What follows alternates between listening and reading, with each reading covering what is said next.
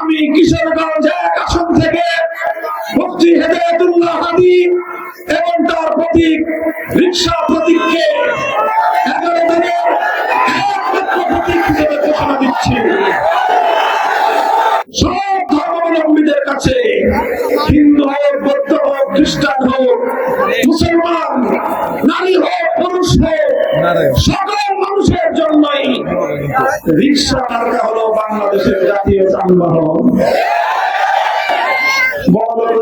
রিকশায় সাধারণত চলতে চায় না, গাড়ি ঘোড়াতেই চলে, কিন্তু দামি দামি গাড়িতে চলে রাস্তাঘাটে যখন যানজটে আটকা পড়েন, ওই গাড়িতে চলে আর বাড়িতে পৌঁছতে পারেন না।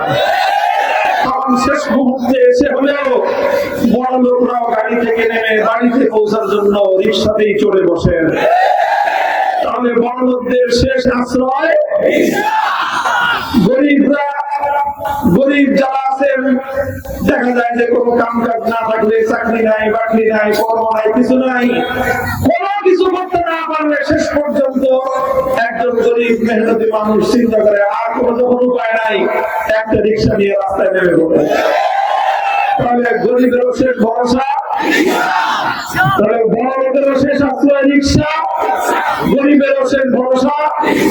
শহরেও চলে, গ্রামেও চলে, পাকা রাস্তায়ও চলে, কাঁচা রাস্তায়ও চলে, বাংলাদেশে সবচেয়ে বেশি চলে, সবার ঘরে ঘরে যায় বাংলাদেশের জাতীয় যানবাহন, বাংলাদেশের ঐতিহ্যের একমাত্র যানবাহন।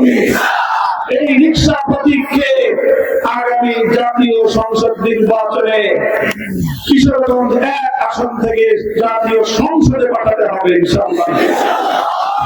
আপনারা ইনশাআল্লাহ মনে রাখতে হবে, 12 ফেব্রুয়ারি নির্বাচন অন্য সাধারণ 10টি নির্বাচনের মতো নয়।